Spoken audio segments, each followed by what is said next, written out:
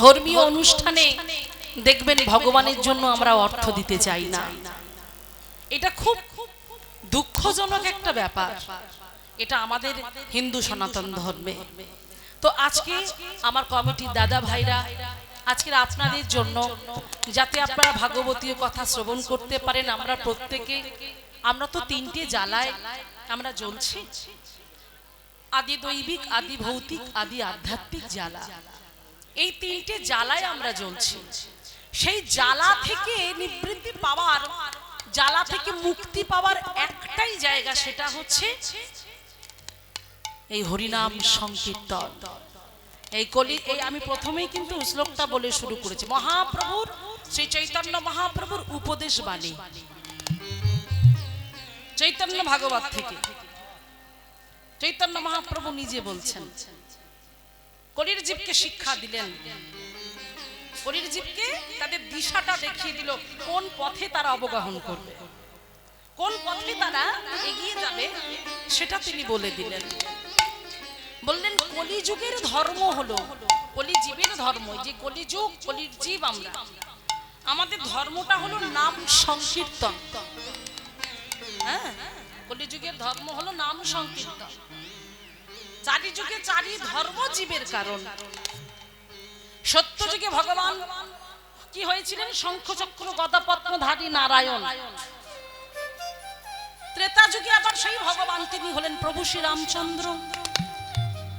দাপর যুগে আবার সেই ভগবান হলেন ভগবান শ্রীকৃষ্ণচন্দ্র। তিন যুগে তিন রকমের নাম, যে যুগে যেমন ভাবে তিনি অবতার হয়ে এসেছেন। কলি যুগে আমার মহাপ্রভু হয়ে এলেন, আমার ভগবান শ্রীকৃষ্ণচন্দ্র শ্রী চৈতন্য মহাপ্রভু হয়ে এলেন, অবতরী হয়ে তিনি এলেন জগৎকে উদ্ধার করবার জন্য। কি সিদ্ধান্ত করলেন?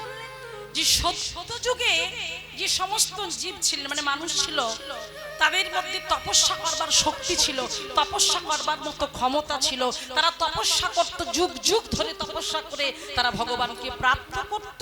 কোন সময় প্রাপ্ত হয়েছে, আবার কোন সময় তারা ব্যর্থ হয়েছে। ত্রেতা যুগে কিভাবে ভগবানকে পেত না? যাগ যজ্ঞের মাধ্যমে তারা ভগবানকে প্রাপ্ত করত। দাপর যুগে কেমন করে করতো না? পূজা অর্চনার মাধ্যমে তারা প্রাপ্ত করত ভগবানকে। আর কলি যুগে বলছে কলির জীব এত অলস, অল্প বুদ্ধি সম্পন্ন মানুষ, কলির জীব ভালো জায়গায় ঘুমামি আর ভালো মন্দ খাবার চিন্তা ভাবনা, আয়ুও কম, তাই এদের এত তপস্যার মধ্যে দিয়ে গিয়ে নিয়ে গেলেও হবে না, আর যাগযজ্ঞ করারও সময় কোনোটাই এরা ঠিকঠাক ভাবে করতে পারবে না। একটাই উপায়, সহজ উপায়, সেটাই আমরা করতে পারছি না। শুধু মহাপ্রভু বলে গেল, ওগো কলির জীব, বদন ভরে একবার হেমদণ্ড বাহু তুলে একবার বলো হরে কৃষ্ণ হরে কৃষ্ণ কৃষ্ণ কৃষ্ণ হরে হরে হরে রাম হরে রাম রাম রাম হরে হরে নিতাই গৌর প্রেমানন্দ একবার হরি বল। এটাই হলো ধর্ম কলি যুগের। এই ধর্মটাকে যদি আমরা পালন করতে পারি ঠিকঠাক ভাবে, তাহলে আর আমাদের কোনো ধর্মই পালন করতে হবে না। এই এত বিপদ তারণীর ব্রত, এত ব্রত আমরা না খেয়ে না দিয়ে এত ব্রত করছি। মহাপ্রভু নিজেই বলেন, ভগবান শাস্ত্রে বলছে, ব্রত যদি করতে হয় একটা ব্রতই করো, সেটা হলো একাদশীর ব্রত। সব ব্রতের শ্রেষ্ঠ ব্রত হলো একাদশী ব্রত। একাদশীর ব্রত যদি করতে পারো, তাহলে আর তোমাকে কোনো ব্রতই করতে লাগে না। সেই জন্য মায়েরা মহাপ্রভু জগৎকে শিক্ষা দিয়ে গেল যে কলির যুগের ধর্মটাকে তোমরা পালন করো। এবারে বলছে এর জন্য কোনো নিয়ম শৃঙ্খলা নয়, কোনো টাইম বেঁধে দিল না যে এই টাইমের মধ্যে আমাকে এই নামটা সম্পূর্ণ করতে হবে। কি বলল? রাত্র দিন, রাত্র দিন নাম লাও খাইতে শুইতে, ইহার মহিমা বেদে নাহি পারি দিতে। শোনো মিশ্র, কলি যুগে নাই তব যোগ্য, যে জনা কৃষ্ণ ভজে তার মহাভাগ্য। শুধু কৃষ্ণ নামটা করে যাও, হরির নামটা শুধু করে যাও। আজকে দেখুন, যারা আজকের এই ভক্তি পথে এসেছে, যারা জেনেছে, যারা বুঝেছে যে ভগবান ছাড়াই কলি যুগে বাঁচবার কোনো উপায় নেই, এটা স্বার্থের জগৎ, এই জগতে তোমার কেউ আপন হবে না। নিজের মানুষ বলে যদি কাউকে ভাবতেই হয়, আপনজন বলে যদি কাউকে ভাবতে হয়, মনের কথা যদি বলতেই হয়, তবে আশেপাশের কোনো বন্ধু বান্ধবীর কাছে বলো না। তারা না সবসময় তোমার একটা ফাঁক খুঁজবে, কোথায় এই কথাগুলো অন্যকে বলে তার সঙ্গে ঝগড়া বাঁধানো যায়। কিন্তু উনি এমন একজন বন্ধু, তোমার মনের দুঃখটা যদি তুমি ওখানে গিয়ে জানাতে পারো না, ও ঠিক একটা সমস্যার সমাধান করবে। তাই মায়েরা, অনেক কষ্ট করে এই দুর্লভ দেহটা আমরা পেয়েছি। এই দুর্লভ মানব দেহটা যখন পেয়েছি, দেহটা তো তার দেহ, সে আমাদের দিয়েছে কৃপা করে।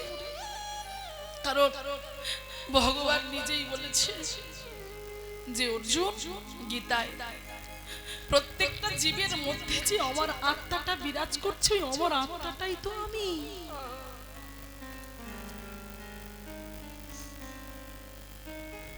যার জন্য আমরা বেঁচে আছি, আমরা কথা বলছি, আমাদের রূপের অহংকার,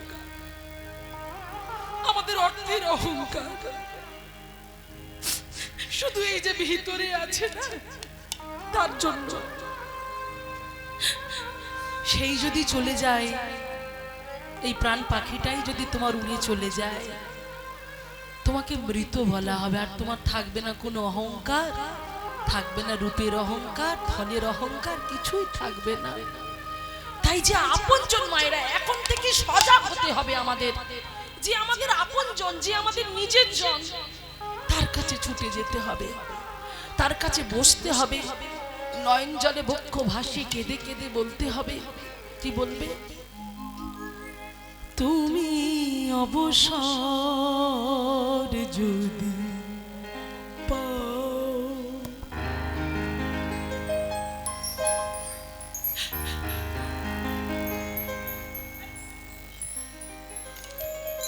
তুমি অবসর যদি পাও, ক্ষণিকের তরে আমার দুয়ারে, ক্ষণিকের তরে আমার দুয়ারে, ক্ষণিকে সে দাঁড়া,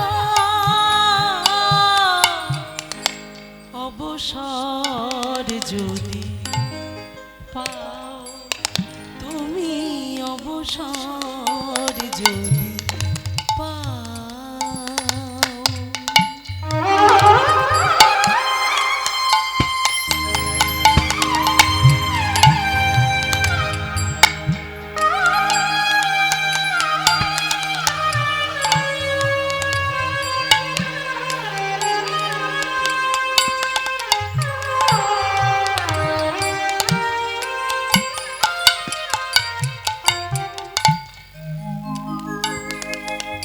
বলছে প্রভু, তোমার তো হাতে সময় নেই, তুমি তো ভগবান, জগতে কত ভক্ত তোমায় ডাকছে, তুমি খুব ব্যস্ত।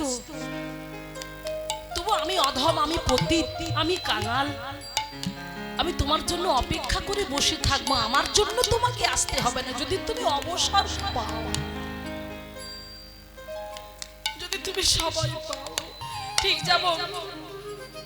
ছোট্ট 5 বছরের সবরী প্রভু রামচন্দ্রের জন্য অপেক্ষা করতে করতে মেয়েটা বুড়ি হয়ে গেল, তবু সে অপেক্ষা কিন্তু ছাড়েনি। আমরা পারতাম? আমরা পারবো না, আমরা তো করির জীব, ধৈর্য কম আমাদের, আমরা পারবো না। সবরীর মতো হতে হবে মায়েরা, ধৈর্য ধরতে হবে, বলতে হবে প্রভু আমার জন্য আসতে হবে না, যদি অবসর তুমি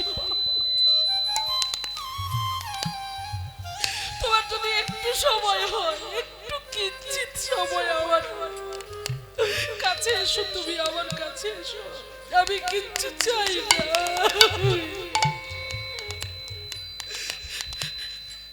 তবে এইভাবে বললে হবে না। ভগবান বললেন আমার সোনার সিংহাসন চাই না, আমি ভালো খেতে দিতে হবে না, ভগবান একটা জায়গা দুর্বল, সেটা হচ্ছে এই ভক্তদেরই আসে। তাকে কি দিয়ে ডাকবে? সে যেটা বেশি ভালোবাসে। নয়নে আমার শ্রাবণের ধারা ঝরে,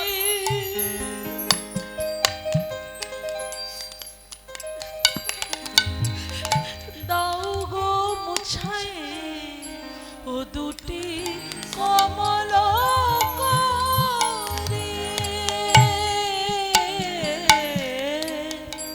নয়নে আমার শ্রাবণের ধারা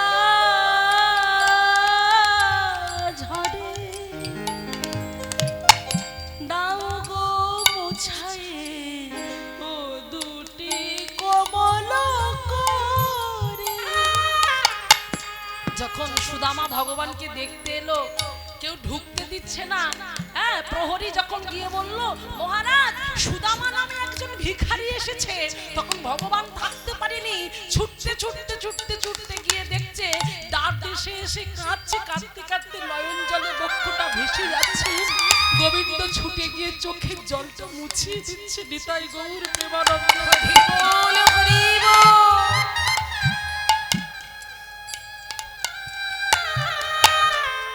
নয়নে আমার শ্রাবণের ধারা ঝরে, দাও গো মুছায় ও দুটি কমল করে। করমানে হাত। এবার কি বলছে? তোমাকে দেখার জন্য আমি আর পারছি না, আমি পাগল হয়ে যাচ্ছি। তুমি কোথায়? তুমি কোথায়?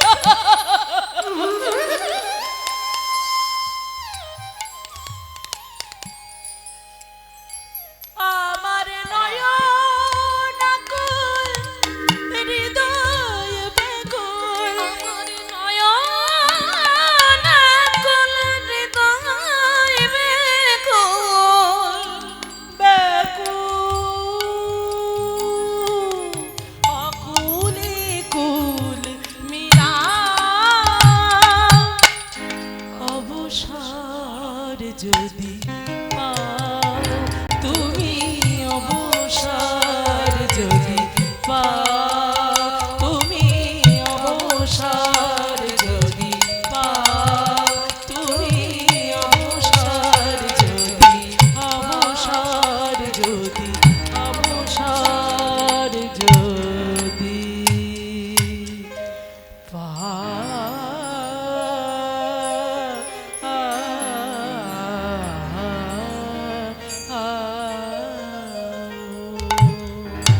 হৃদয় গৌর প্রেমানন্দ একবার হরি হরি বল।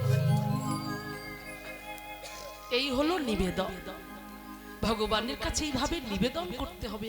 আর আপনারা তো এত ভালো ভক্ত, আপনাদের কাছে আমি কি বলবো? আমার কোনো শক্তিই নেই, আমার কোনো ক্ষমতাই নেই আপনাদেরকে আমার বোঝানোর। এই যে আমি এখানে দাঁড়িয়েছি না, সবটা ওনার কৃপায়, ওনার আশীর্বাদ। সেই আশীর্বাদ নিয়েই আজকে এখানে এসেছি। আপনারাও আশীর্বাদ করুন, আপনাদের চরণ ধরে শিরোধার্য করে নিতাই চাঁদ যেন কৃপা করেন, রাধা রানী যেন আমার বদন দিয়ে হরি কথা কৃষ্ণ কথা স্ফুরণ করিয়ে নেয়।